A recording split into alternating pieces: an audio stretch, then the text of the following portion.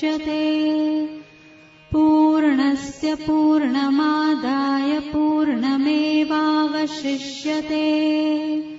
ॐ शान्ति शान्ति शान्तिः। ॐ भद्रं कर्णेभिः शृणुयाम देवाः। भद्रं पश्येमाक्षभिर्यजत्राः। स्थिरैरङ्गैस्तुष्टुवांसस्तनूभिर्व्यसेम देवहितं यदायुः। स्वस्ति न इन्द्रो वृद्धश्रवाः। स्वस्ति नः पूषा विश्ववेदाः। स्वस्ति नस्तार्क्ष्यम् अरिष्टनेमिः। स्वस्ति न बृहस्पतिर्दधातु। ॐ शान्ति शान्ति शान्ति। प्रज्ञानं सुप्रतान् स्थिरचरनिकरव्यापिभिर्व्याप्य लोकान् भुक्त्वा भोगान् स्तवेष्टान् पुनरपि दिष्णोद्भासितान् कामजन्यान् पीत्वा सर्वान् विशेषान् स्वपतिमधुरभुक् मायया भोजयन्नो माया संख्यातुरीयं परममृतमजं ब्रह्म यत्तं नतोऽस्मि। यो विश्वात्मा विदिज विषयान् प्रास्य भोगान् स्तवेष्टान् पश्चात्साम्यान् स्वमतिविभवान् ज्योतिषा स्वेन सूक्ष्मान् सर्वानेतान् पुनरपि शनैः स्वात्मनि स्थापयित्वा हित्वा सर्वान् विशेषान् विगतगुणगणाः पात्वसो नस्तुरीयः। हम लोग प्रेमपुरी आश्रम मुंबई में स्वाध्याय सत्र में उपस्थित है। विषय चल रहा है मांडुक्य उपनिषद और संबंध भाष्य का ये अंतिम ही चल रहा था।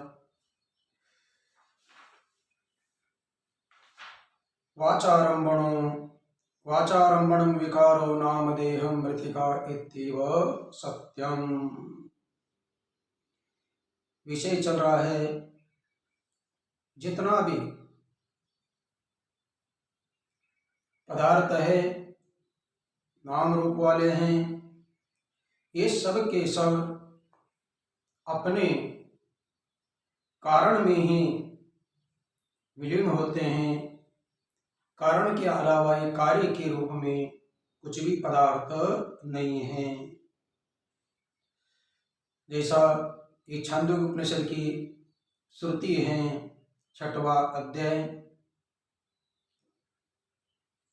पहला खंड और 4था मंत्र है। यथा सौम्य एकेन मृतपिंडेन सर्वं मृण्मयं विज्ञातं स्यात् वाचारंभणं विकारो नामदेहं मृतिका इत्येव सत्यम। तो जो भी वाणी का विकार है उसको बोलते वाचारंभणम, वाणी का विलास। वाणी का विलास जो भी हमारे सामने नाम रूपात्मक जितने भी दृश्य पदार्थ है, जड़ पदार्थ है, दो ही तो पदार्थ होते हैं, एक आत्मा और एक अनात्मा।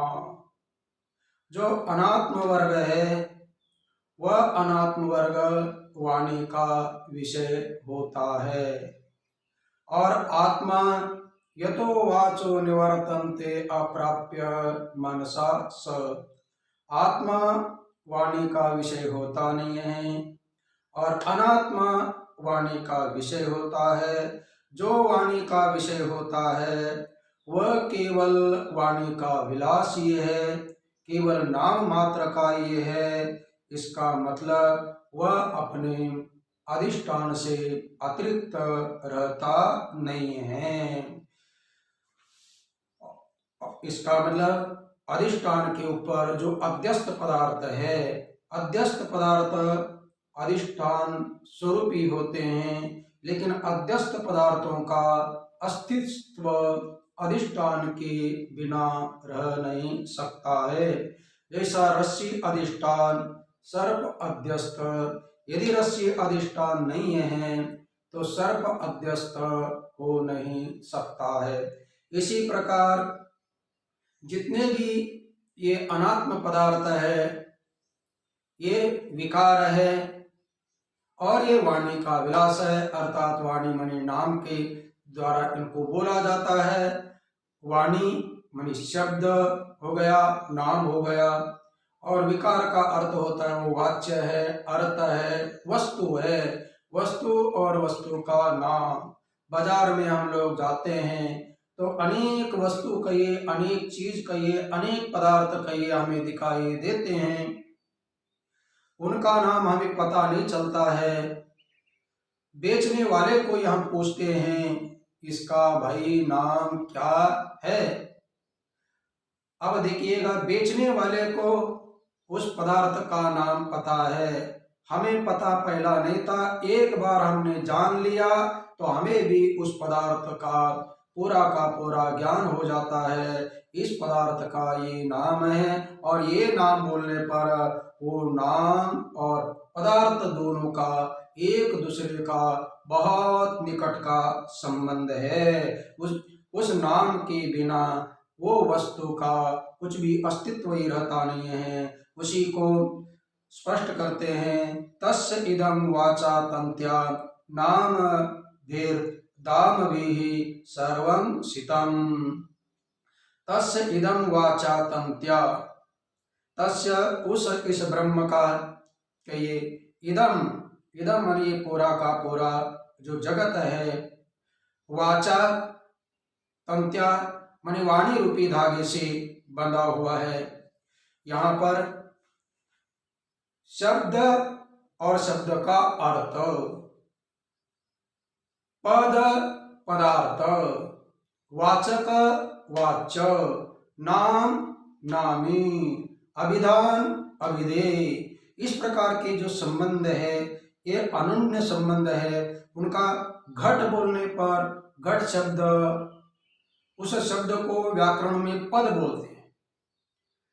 सुप्ति सुप्तिंग अंतम पदम, सुप जिसके अंत में है, तिंग जिसके अंत में है, उसको पद बोलते हैं।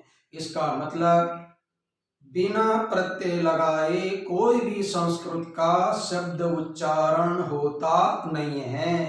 जितने भी संस्कृत में शब्द है उनको प्रत्यय लगाकर ही बोला जाता है, और वह प्रत्यय दो प्रकार के होते हैं, एक नाम के प्रत्यय होते हैं और एक धातु के प्रत्यय होते हैं। धातु के प्रत्यय लगाने पर क्रियाएं चलती रहती हैं, और नाम के प्रत्यय लगाने पर उसको विभक्ति में चलना बोलते हैं। कर्ता, कर्म, करण, संप्रदान, अपादान, संबंध, अधिकरण और संबोधन। एक 7 विभक्ति मुख्य, एक 8वां संबोधन।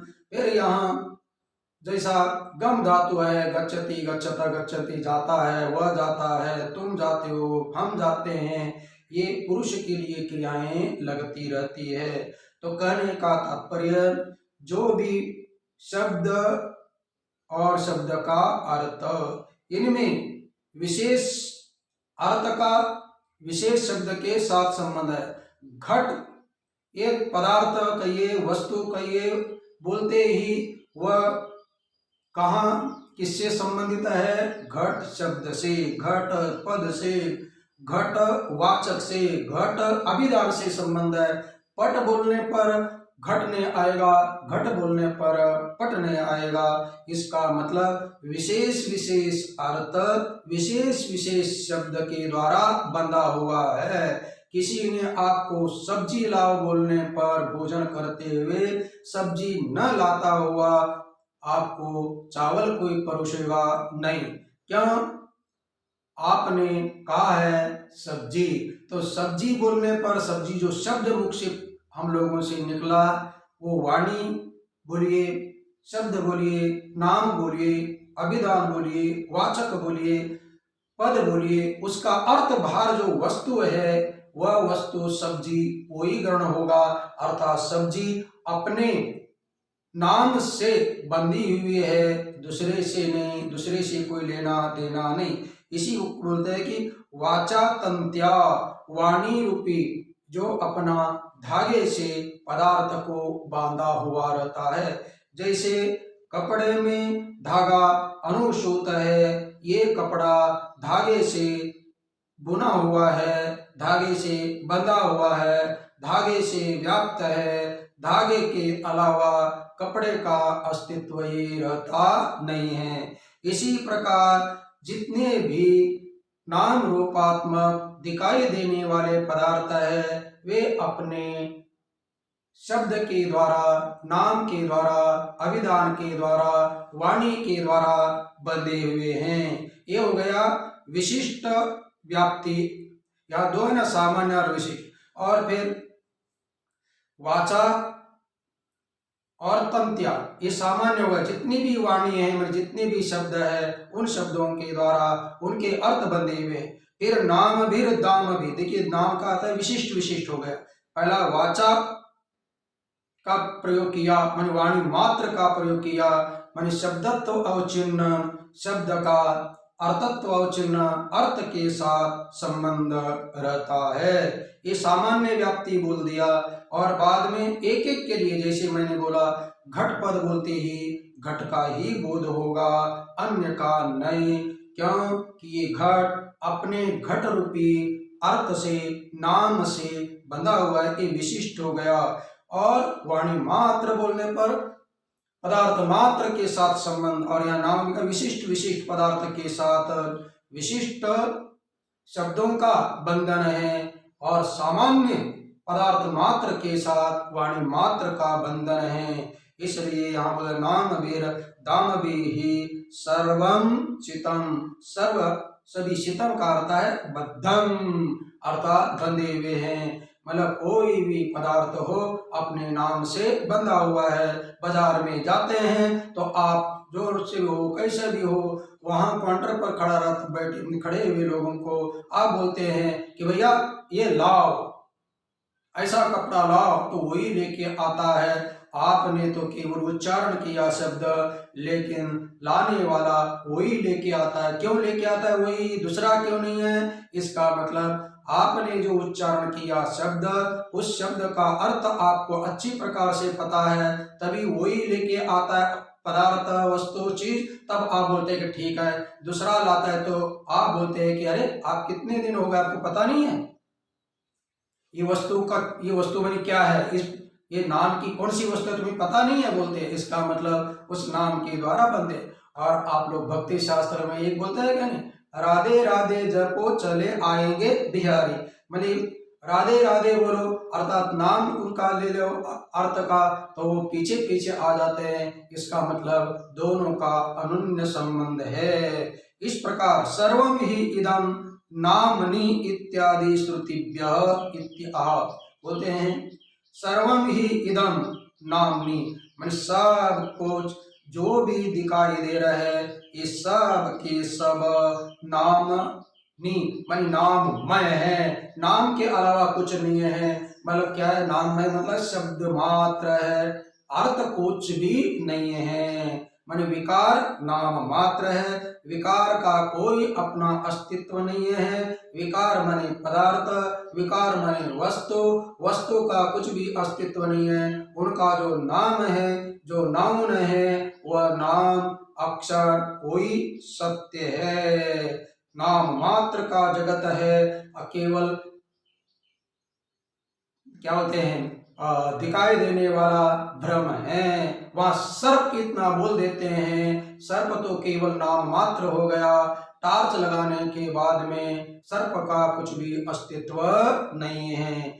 जो कल्पित पदार्थ का आश्रय क्या है, केवल नाम ही तो है। जितना भी कल्पित पदार्थ है जैसे आपको स्वप्न में बहुत पदार्थ दिखाई दिए और जागने के बाद में एक भी पदार्थ आपके पास आता नहीं है, लेकिन उनका नाम तो आप बोलते अमुक अमुक को देखा, अमुक अमुक आया, ये सब नाम मात्र ही तो है, शब्द मात्र ही है, लेकिन शब्द का अर्थ वहां रहता नहीं है। इसका मतलब अर्थ क्या है? कल्पित है, और अर्थ में जो शब्द है, नाम है, वह व्याप्त है। कैसा? तो उपनिषदों में आदि बहुत सुंदर उदाहरण देते हैं। जैसे आप लोग पीपल का पत्ता देखे होंगे, हम लोगों के यहाँ तो पीपल का बड़का वृक्ष है, इनके पत्ते गिरते रहते हैं। एक साल के बाद में सड़े हुए पत्तों को यदि हम लोग लेते हैं तो पत्ते का जो केवल ऊपर का सब निकल जाते हैं, अंदर धागे धागे धागे धागे रहते हैं केवल। जैसे इसका एक्सरे मशीन लेने के बाद में आदि केवल हड्डियां हड्डियां आती रहती है, ये चमड़ा और इसका जो मांस है, चर्बी है, ये कुछ भी आता नहीं है। इसी प्रकार ये पूरा का पूरा अर्थ कहिए, रूप कहिए, दिखाई देने वाला जो भी है, ये सब कुछ केवल शब्द मात्र है, नाम मात्र है, और वो कौन है? ओमकार है। इसका मतलब सर्वम ही इदम नाम नाम नामनी, नामनी का अर्थ है नाम मात्र है, नाम ये है। इसका मतलब ओम, ये नाम तस्य वाचक, उस परमात्मा का ये ओम नाम वाचक है। इसलिए ओमकार के निर्णय से आत्मा का ज्ञान होता है। ये संबंध भाष्य में ये निर्णय किया गया, ओमकार का ज्ञान यदि होता है तो आत्मा का ज्ञान हुए बिना रहेगा नहीं है। तो आत्मज्ञान हमारा लक्ष्य है, हमारा उद्देश्य है, हमारा प्रयोजन है, और उस प्रयोजन को, उस साध्य को प्राप्त करने के लिए साधन की आवश्यकता है। तो साधन क्या है? ओमकार का निर्णय, ओमकार का ज्ञान। हमें पूर्ण ओमकार का ज्ञान यदि हो जाए तब हम इस साध्य आत्मा को प्राप्त कर सकते हैं। किसी वस्तु का आपको नाम पता हो तब आप बाजार में जाकर वो वस्तु आसानी से प्राप्त कर सकते हैं, अन्यथा उस वस्तु का नाम पता नहीं है, आप पूरे बाजार में दिन भर भी घूमते रहेंगे, तभी भी आपको वह पदार्थ मिलने वाला नहीं है। क्यों? उसका कारण ही आपको पता नहीं है। यदि उसका कारण नाम पता होता तब ये उसका अर्थ आपको पता चलता। इसी प्रकार ओंकार कारण का निर्णय आत्मज्ञान रूपी साध्य का वह साधन है। इस प्रकार संबंध भाष्य में बताया गया। अब आगे उसी ओंकार को सब कुछ है बताने के लिए, साक्षात व्याख्या करने के लिए ये श्रुति आती है। पहला मंत्र आता है। अभी तक संबंध भाष्य में ओंकार का निर्णय आत्मज्ञान के लिए साधन है, कैसे 4 प्रकरण हैं, कौन कौन है, ये सब कुछ पूर्व में बताया। और आगे चलकर अब इस मंत्र में ओम का ही सुंदर प्रतिपादन करते हैं। ओम इत्येतदक्षरमिदं सर्वं तस्योपव्याख्यानं भूतं भवद्भविष्यदिति सर्वं ओंकार एव यच्च अन्यत्रिकालातीतं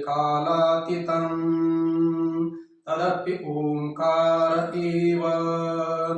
ओम इत्येतदक्षरमिदं सर्वं तस्योपव्याख्यानं भूतं भवद्भविष्यदिति सर्वं ओंकार एव यच्च अन्यत्रिकालातीतं तदपि ओंकार एव। अब उसी ओंकार को सब रूप में बता रहे हैं। ओम इत्येतद् अक्षरम, ओम इति मन इस प्रकार का जो अक्षर है, इदम सर्वम ये जो भी कुछ दिखाई दे रहा है, इदम मनी या नजदीक जो दिखाई, या स इदम का अर्थ है ये सब, ये तद बोलिए, इदम बोलिए, ये सब कुछ जगत है, नाम रूपात्मक जगत जो दृश्य है, जड़ प्रपंच है, उसको इदम बोलते हैं। ये सर्वम ओम ही है, मन जड़ प्रपंच नाम रूपात्मक दृश्य जो जगत है, ये जगत पूरा का पूरा सब कुछ ओम अक्षर ही है, ओम के अलावा दूसरा कुछ भी नहीं है। तस्य उपव्याख्यानम, उसी ओम का यहाँ पर व्याख्या किया जाएगा। अब यहाँ ओम मंगलवाचक है। ओम पहले बोलते हैं आप लोग, देखते ना, ओंकारश्च शब्दश्च एतो ब्रह्मणः पुरा कंठं भित्वा विनिर्यातो तस्मात् मांगलिका उभौ। ओंकार और अत शब्द ये दोनों के दोनों मंगलवाचक है, क्योंकि यहाँ से उपनिषद प्रारंभ है और उपनिषद का जो पहला मंत्र प्रारंभ होते ही ओम से हो रहा है, और ओम परमात्मा का नाम भी है। गीता में है ना, ओम तत्सदिति निर्देशो ब्राह्मणस्त्रिविधः स्मृताः। जो ब्राह्मण उस ब्रह्म के ये ओम तत्सदिति नाम है, और गीता में भी अनेकदा ओम शब्द आया हुआ है। ओम इत्येकतदाक्षरम् ब्रह्म व्याहरण माम अनुस्मरण इति यः प्रयाति त्यजन् देहं स याति परमां गतिम्। 8वें अध्याय में। तो कहने का तात्पर्य, यहाँ जो ओम है वो परमात्मा का नाम है, और परमात्मा का नाम लेना ही मंगलवाचक है। अब ये सब कुछ तदेव सृष्टवा तदेव अनुप्राविशत है, अथवा उन्होंने ही जीव रूपेण अनुप्राविशत, इसलिए सब कुछ ओमकारी है, और उसी का यहाँ पर व्याख्यान किया जाएगा।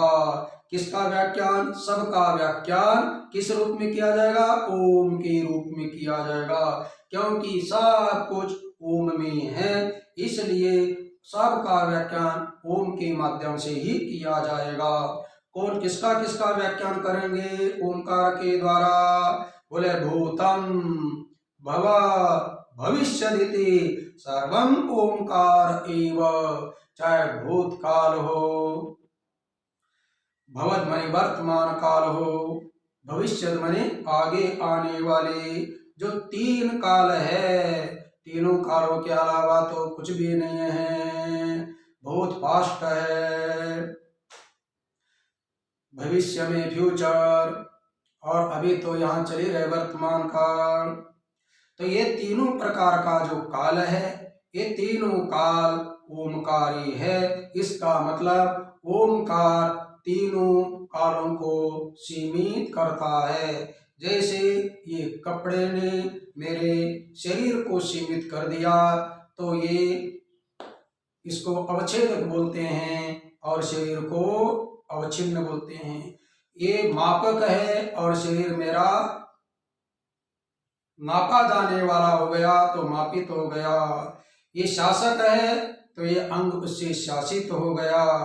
जैसे दूध 1 लीटर में डालते हैं, तो 1 लीटर उसको सीमित कर देता है। किसको? दूध को। लीटर है मापक, और दूध मापित हो गया। लीटर शासक, और ये शासित हो गया। लीटर अवच्छेदक, और दूध अवच्छिन्न हो गया। इसी प्रकार भूतकाल की वस्तु हो, चाहे भविष्य काल की हो, चाहे वर्तमान काल की हो, तीनों काल किसको लगा रहता है? इन पदार्थों को तो लगा रहता है। अमुक अमुक पदार्थ कितने साल का है, आजकल वैज्ञानिक लोग बताते हैं, हजारों साल, 5000 वर्ष के पूर्व में महाभारत हुआ। आजकल के बड़े बड़े पत्थर रहते हैं, मूर्तियां रहती हैं, तो वैज्ञानिक लोग अनुसंधान के माध्यम से बताते हैं कि इतनी यह मूर्ति प्राचीन है।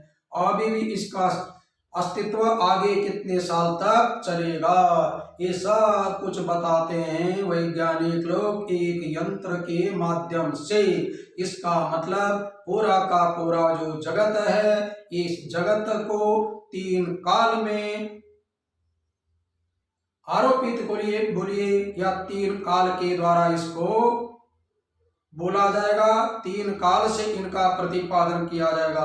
भविष्य के वस्तु को आगे के लिए भविष्य कंट्रोल करेगा, वर्तमान के अभी के लिए वर्तमान कंट्रोल करेगा, और जो बीते हुए को भूतकाल। मान 3 काल से जितने भी अपने घेरे में आने वाले पदार्थ है उनको कंट्रोल करने के कारण वो ओमकारी है। इसका मतलब भूतकालीन वस्तु, भविष्यकालीन वस्तु हो, चाहे वर्तमान कालीन वस्तु हो, ये ओमकार के अलावा कुछ भी नहीं है, क्योंकि ओमकार के द्वारा जाने जाते हैं। इसलिए ओमकार ही सत्य है, ओमकार ही नाम है, और जो आने वाले वस्तु है वो तो केवल नाम मात्र के है, उनका कुछ अस्तित्व नहीं है, क्योंकि वो विकार है। भूतकाल के आए थे भी और गए भी, और आगे के भी आएंगे भी और जाएंगे भी, और अभी भी हम लोग है, आए हैं तो जाएंगे ही। इसका मतलब काल में ही ये हम लोग का अस्तित्व है। काल बड़ा है। जन्यानाम जनको काल जगताम आश्रयो मतः। न्याय शास्त्र में बोल दिया जन्यानाम जनको काल, जितने भी जन्य पदार्थ है वही भूतकाल के बोले जाएंगे, वही वर्तमान काल के और वही भविष्य काल के। तीनों काल के पदार्थों को किसने जन्म दिया, उसका बाप कौन है, काल है। इसका मतलब एक काल के अनंतर जितने भी आने वाले पदार्थ है वो सब कुछ ओमकार एवं। फिर ओमकार से दूसरे भी कोई है क्या, यच्च अन्यत् त्रिकालातीतं तदपि ओमकार एव। इसका मतलब सब तरह ओमकार में आश्रित है, ये तो पता चला ओमकार के भीतर ये है, इसलिए सब कुछ ओमकार ये है। अब ओमकार से अन्य माने भिन्न भी कोई है क्या, कालातीत माने ओमकार के अंदर सब काल से घिरे हुए तो सब ओमकार में आए, माने तीनों काल से परिच्छिन्न होने वाले, तीनों काल में आने वाले सब ओमकार है। तो क्या तीनों काल के बाहर भी कोई पदार्थ है क्या, इस प्रकार की संख्या अपना शंका हो सकती है। तो उसके लिए बोलते हैं तीनों काल से भिन्न भी है, क्योंकि तीनों काल, ये काल का अर्थ है संवत्सर, संवत्सर माने ये समय, ये भी उत्पन्न हुआ है उस परमात्मा से। संवत्सरो अजायत, श्रुति में बोला ये संवत्सर भी उत्पन्न हुआ है। ये जो तीनों काल है ये काल भी उत्पन्न हुआ है। कालोस्मी भी बोलते हैं, और उसको जगत भक्षको काल है, और इस भक्षक का भी कर्ता धर्ता कौन है, परमात्मा है। इसलिए बोलते हैं वह परमात्मा इस तीनों काल से भिन्न है, अर्थात तीनों काल कार्य हो जाएंगे, और तीनों काल का जो अतीत है, अतीत का अर्थ है कि उसके घेरे में नहीं आने वाला है, वो उसका कारण है। जैसे पिता के घेरे में तो पुत्र आता है, इसलिए पिता का पुत्र कार्य है। लेकिन पिता के घेरे, पिता जो है पुत्र के घेरे में आता नहीं है, इसलिए पिता उसका कार्य नहीं है, बल्कि क्या है, कारण है, उसी के कारण वो आया हुआ है। इसी प्रकार तीनों काल जिसके आश्रित है, जिससे उत्पन्न हुए हैं, वह तीनों काल से परे है। ऐसा जो परमात्मा है, ब्रह्म है, वह यच्च अन्यत्र काल आतीतम तदपि ओमकार एव। मतलब 3 काल जो कार्य, उसको जो उत्पन्न करने वाला जो ब्रह्म, ये ब्रह्म सगुण ब्रह्म बोलिएगा, सबल ब्रह्म बोलिएगा, क्योंकि जब वो निर्गुण निराकार रहता है, सस्वरूप में रहता है, उस समय वहाँ कार्य कारण भाव रहता नहीं है। किंतु जब एको हम बहु श्याम, इस प्रकार का वह संकल्प करता है, तब ये दुनिया, ये काल सब कुछ उत्पन्न होते हैं। तब वह ब्रह्म माया विशिष्ट होकर कारण बनता है।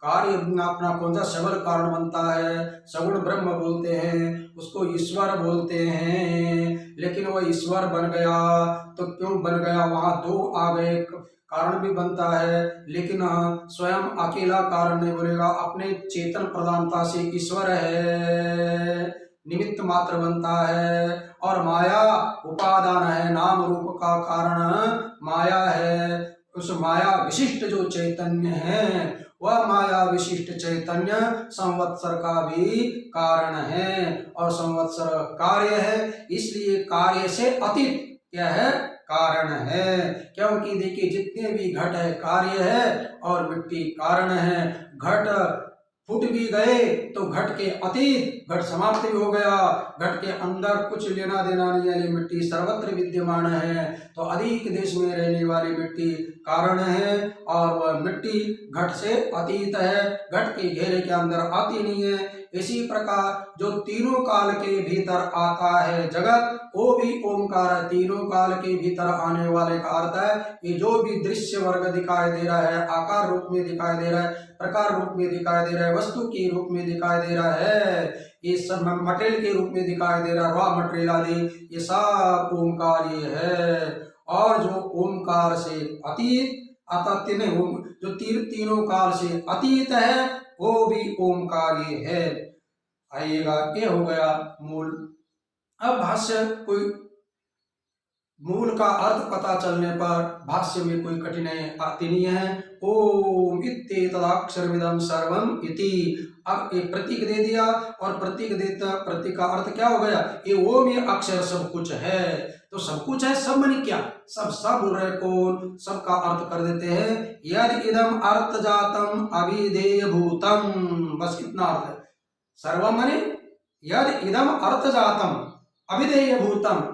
यद इदम, इदम का अर्थ ये देखिए, जो भी दिखाई दे, जो भी आपने आंखों के द्वारा, चाहे इंद्रियों के द्वारा, जिन जिन इंद्रियों का जो जो विषय है, वह उन इंद्रियों को ग्रहण होता है और उसको बोलते हैं अर्थजात, पदार्थ मात्र, वस्तु मात्र। ये क्या है, अभिधेय भूतम। अर्थात अभिधेय उनका क्या है, अभिधेय में अर्थ स्वरूप, अर्थ स्वरूप, पदार्थ स्वरूप, वस्तु स्वरूप है। अर्थात नामी, बोलिए नाम अलग और नामी अलग, वाच्य स्वरूप, क्योंकि नाम वाचक अभिधान एक शब्दात्मक हो गया, एक शब्द और एक शब्दार्थ और एक शब्द का ज्ञान। शब्द का ज्ञान तो भीतर है, जो शब्द है, नाम है, अभिधान है, वाचक है, वो वाणी रूप में है। वाणी रूप में जो निकल रहे, वाणी स्पष्ट उच्चारण हो रहा है, इनको बोलते हैं शब्द मात्र। शब्द ही शब्द है और शब्द के अर्थ को बोलते हैं अभिधेय मात्रम, पदार्थ मात्रम, वस्तु जातम, नामी है, वाच्य है। ये सब कुछ क्या है, सब मतलब सब कुछ क्या है, अर्थ जातम अभिधेय भूतम। तस्य अभिधान अव्यतिरेकात्। तस्य का अर्थ होता है जो पदार्थ मात्र है, वस्तु मात्र है, जो दृश्य वर्ग है, वह तस्य माने अभिधेयस्य, अभिधान माने उनके नाम से, वाचक से, अव्यतिरेकात् माने जो भी पदार्थ है अपने नाम से भिन्न नहीं है, जो भी वाच्य है अपने वाचक से भिन्न नहीं है। माने वाचक और वाच्य, अभिधान अभिधेय, नाम और नामी। ये जो नामी, ये पदार्थ, ये अभिधेय, ये वस्तु अपने अभिधान माने अपने नाम से अतिरिक्त कुछ भी नहीं है। केवल पहले बोला ना, ये जो अर्थ है, अर्थ केवल उत्पन्न होने वाला विकल्प है और नाम मात्र ये है। जैसे सर्प बोल दिया, सर्प शब्द नाम हो गया और उसका अर्थ कल्पित वो नामी हो गया।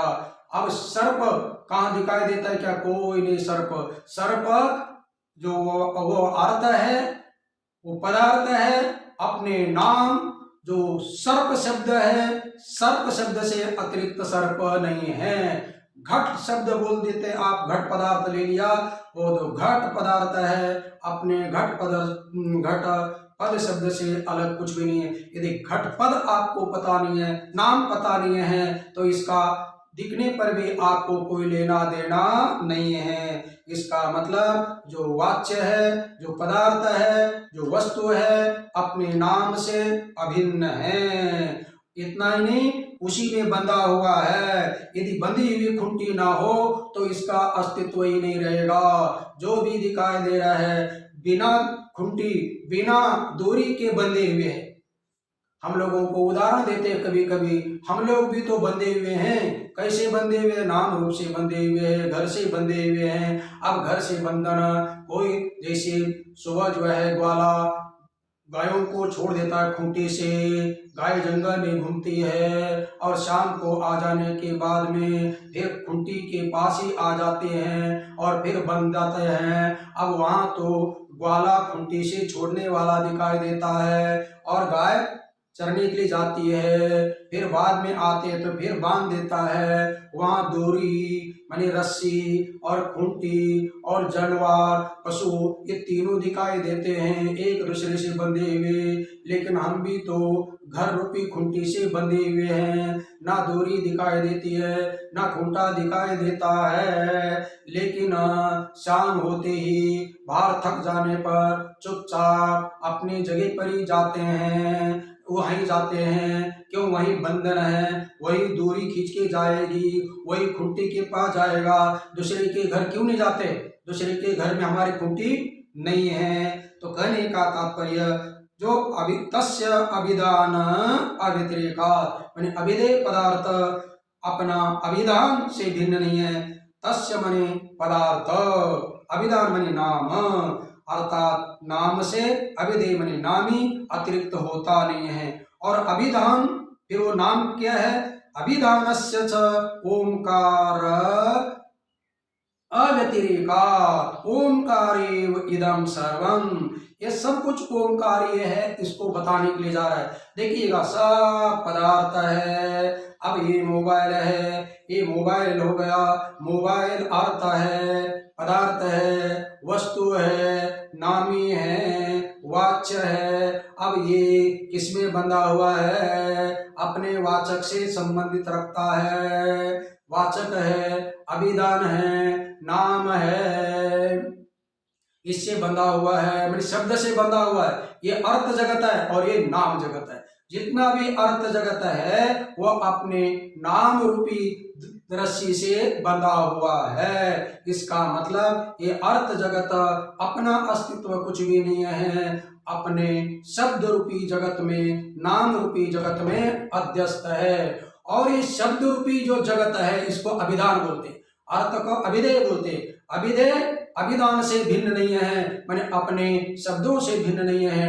और ये शब्द अभिधान क्या है? वो शब्द में क्या, हर एक शब्द में स्वर के बिना व्यंजन का शब्द बनता नहीं। घट बोल दिया, घ व्यंजन आया, आधा घ आ गया, फिर वो घ में अ आया तो घ पूरा हो गया, ट लंगड़ा हो गया, फिर आ गया तो ट हो गया। इसका मतलब क्या हो गया? ये पदार्थ जगत, पदार्थ जगत के नीचे है कौन? शब्द जगत। ये शब्द में अ आदि है क्या नहीं? ये शब्द का अवयव अ आए, अ का अर्थ है स्वर, स्वरात्मक आया। जितने भी शब्दों में स्वर है वे सब स्वर अरूप है और अ अवयव है किसका? ओंकार का। अब ये पदार्थ, ये शब्द जगत, और शब्द जगत में जो अ आदि स्वर आया हुआ है ये किसका अवयव है? अवयवी ओंकार का है, जो अवयव अवयवी से अभिन्न होता है। अब इसको अभिधेय बोलिएगा पदार्थ को, और शब्द बीच में आया इसको बोलते हैं अभिधान है। अभी ये जो है अभिधेय अभिधान से अतिरिक्त नहीं है। लेकिन जो अभिधान शब्द है वो किससे अतिरिक्त नहीं है? अपने अवयवी, क्योंकि शब्द में अवयव स्वर आदि आए हुए हैं और वो अवयव स्वर अ आदि उसका अवयवी ओंकार नीचे, ओंकार में ये क्या है? अभिधान अनुश्रुत है इसलिए बोल दिया अभिधानस्य च ओमकार अव्यतिरेकात्। जो अभिधान जो नाम जगत है, शब्द जगत है, वो ओमकार से अभिन्न है। इसका मतलब पदार्थ जगत नाम जगत से भिन्न नहीं है, क्योंकि नाम जगत से अव्यतिरेकात् व्यतिरिक्त भिन्न नहीं है तो अभिन्न हो गया। मतलब ना ये जितना भी अर्थ जगत बोलिए, नामी जगत बोलिए, वस्तु जगत बोलिए, अपने नाम रूपी शब्द रूपी जगत में जगत से अभिन्न है। और शब्द रूपी जगत में अ आदि स्वर आया हुआ है और वो अ आदि स्वर अवयव है, उसका अवयवी ओमकार है। तो ये शब्द रूपी जगत अपने कारण ओमकार से अभिन्न है। इसका मतलब ये सब कुछ बोलने पर पदार्थ मात्र आ गया, सर्वम ओमकार, यानी सब डायरेक्ट ओमकार नहीं है, लेकिन बीच में जो शब्द है, नाम है, नाम से ये अर्थ जगत अभिन्न है और ये शब्द जगत ओमकार से अभिन्न है। ये बताया अभिधानस्य ओमकार अव्यतिरेकात्। अभिधान माने बीच वाला हो गया, अभिधेय माने पदार्थ, पदार्थ का नाम, और ये नाम का क्या है अवयव, अवयवी ओमकार। ओमकार नाम और पदार्थ अभी एक दूसरे, इसलिए डायरेक्ट ओमकार नहीं है, लेकिन इनडायरेक्ट सब कुछ ओमकार ये है। माने ओमकार में डायरेक्ट नहीं, ओमकार के जो अवयव है अ आदि, उनमें जो है अर्थ जगत अभिन्न है और वह शब्द जगत अपना ओमकार से अभिन्न। इतना बताया। इसलिए आया क्या, सर्वम ओमकार एव, जो भी कुछ है वह ओमकार ही है, ओमकार के अलावा दूसरा कुछ भी नहीं है।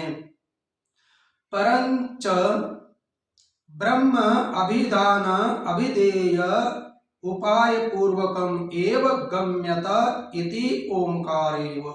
अब बोलते हैं जो सर्वम ओमकार बोल दिया, तस् उपव्याख्यानम। और अभी आगे थोड़ा सा ये बताने वाले हैं कि जो परब्रह्म है, जो कारण है, जो ओमकार होने वाला, अभी परम का अर्थ होता है अपना, यहां दिया देखिए परब्रह्म भी, परम परब्रह्म भी। अब परब्रह्म भी ओमकार ही है। पहला तो आ गया सब कुछ ओमकार है, सब अपने नाम में अभिन्न है, नाम ओमकार में अभिन्न है। अब ओमकार भी, ब्रह्म भी ओमकार है, ये बताना है। क्यों? ब्रह्म का तस्य वाचकः प्रणवः, तस्य मने ब्रह्म का, ईश्वर का, वाचक मने वाचक कहिए, अभिधान कहिए, ये ब्रह्म हो गया वाच्य। अब जैसे इसमें अभेद है, किसमें? अभिधान में वाचक, और ये इसका वाचक है और ये इसका वाचक ये है। देखिए इसके द्वारा ओमकार सभी शब्दों का वाचक है और सभी शब्द वाचक किसके हैं? पदार्थ मात्र के। इसी प्रकार यहाँ बोले जो परब्रह्म है, परब्रह्म का अर्थ है सगुण ब्रह्म, जो सबल ब्रह्म है, जिसको ईश्वर बोलते हैं, माया विशिष्ट चेतन बोलते हैं, वो परब्रह्म है। और वो परब्रह्म भी कैसे है?